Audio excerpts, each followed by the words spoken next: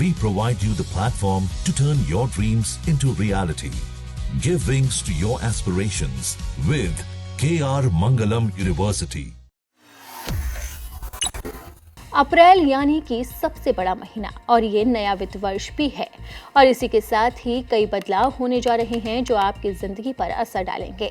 UPI से जुड़े भी कई बदलाव होने जा रहे हैं। इन बदलावों के बारे में आपका जानना बेहद जरूरी है क्योंकि आजकल हर छोटी बड़ी पेमेंट के लिए यूपीआई की जरूरत पड़ती है। देश की केंद्रीय बैंक आरबीआई यानी कि रिजर्व बैंक ऑफ इंडिया ने यूपीआई में पेमेंट से जुड़े कुछ बदलाव करने का फैसला किया है।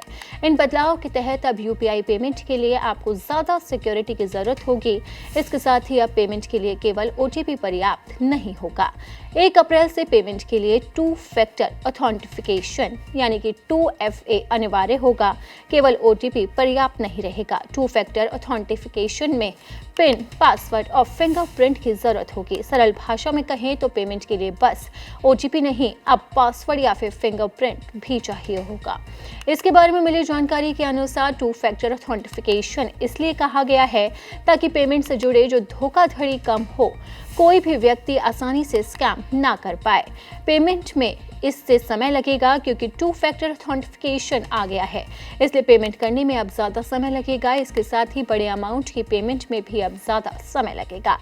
आरबीआई के नए नियम के मुताबिक अब धोखाधड़ी के लिए बैंकों को ज्यादा जिम्मेदार माना जाएगा।